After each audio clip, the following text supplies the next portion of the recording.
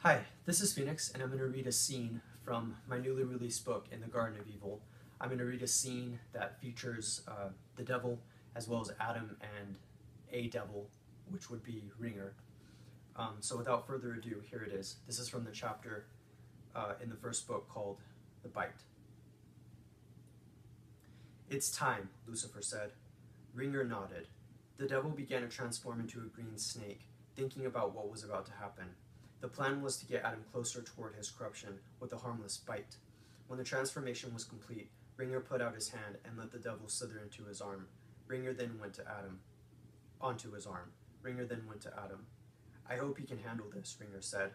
"He'll be fine," came the devil's voice in Ringer's head. Ringer put the devil on the ground and watched him slither toward Adam. The devil's fangs were sharp, but the devil's object wasn't to hurt Adam with the bite itself. Rather, it was the circumstances of the bite that would harm Adam. The bite would still hurt, of course, but it wouldn't be nearly as bad as what happened to Adam after the bite. The devil hissed by the sleeping Adam and then sunk his teeth into Adam's wrist. Adam woke up at that moment, screaming in pain, his eyes wide with shock. Ringer just watched the devil do his work. The purpose of the bite was to allow the devil to possess Adam. Once the devil infiltrated Adam's ability to make decisions for himself, things would really begin to go downhill. Ringer was a devil and thus didn't feel for humans, and didn't mind when things happened in the name of evil.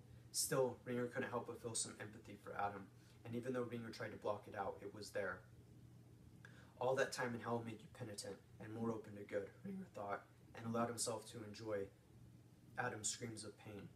Ringer watched as the two holes Ringer made in Adam's wrist grew bigger. It wasn't long before they were big enough to allow something to slither inside, and that something was Lucifer. Lucifer began to slither into Adam's arm. Ringer watched as the arm began to swell, as Lucifer slithered deeper and deeper inside. Then the swelling was gone, as was the hole that Lucifer had entered. This was because this was how possession worked. Made a huge spectacle with the bite that followed for the penetration, and then everything went back to normal.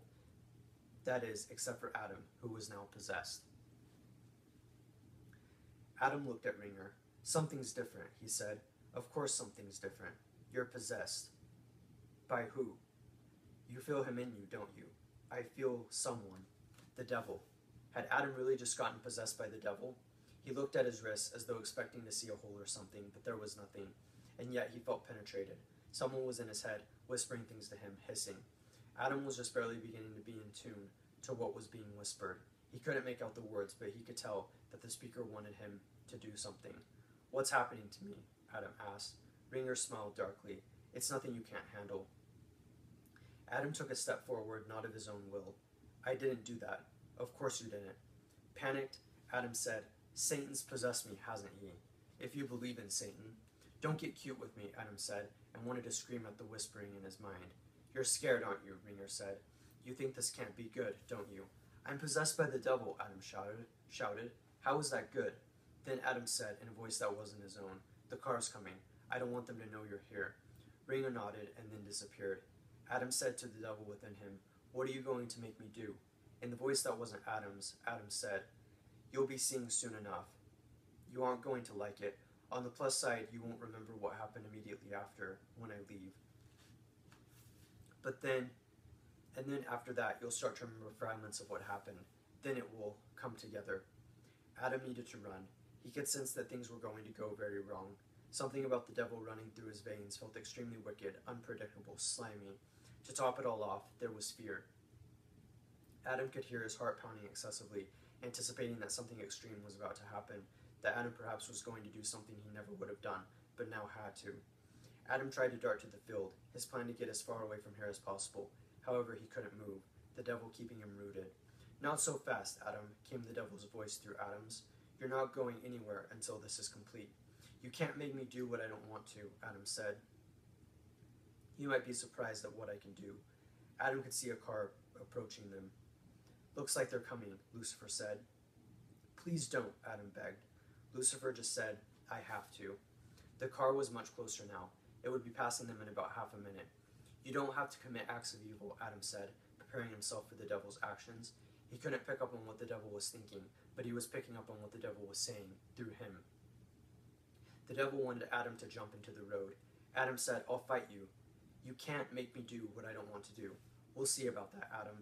The moment the car was about to pass them, Adam jumped into the road and got a good look at the driver, a male in his late 30s, bald and wearing a business suit.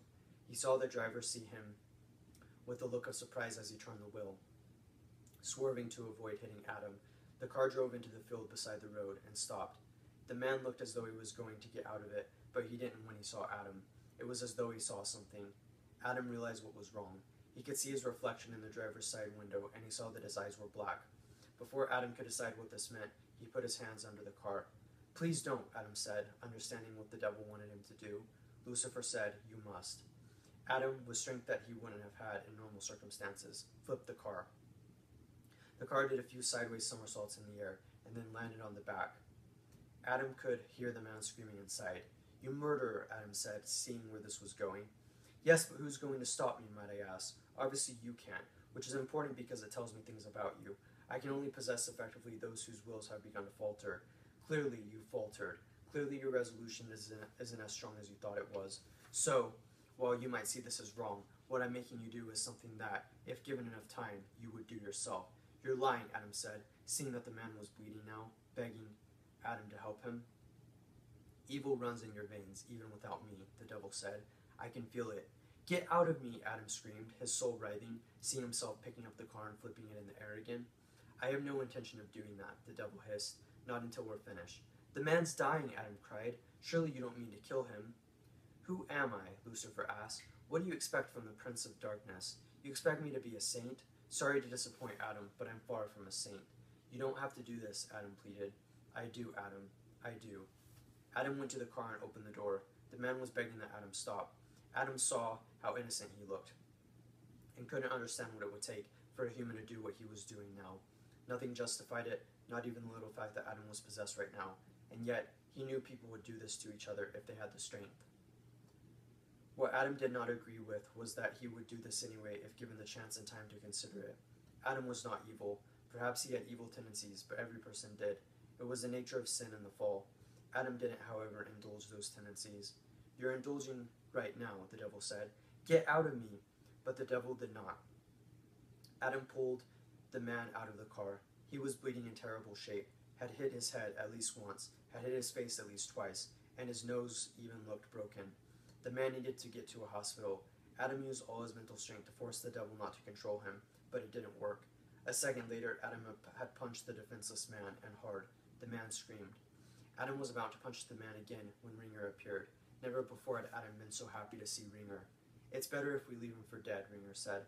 "He'll suffer longer than if we just put him out of his misery." "It's a good point," the devil said, and a moment later something was bulging in Adam's arm. He watched it tear through his wrist and slither out down Adam onto the ground. Adam was about to crush this evil being with his heel when the snake disappeared. "How was it?" Ringer asked. "If he dies," Adam began, but faded. Ringer said, "Well, there's nothing you can do about it."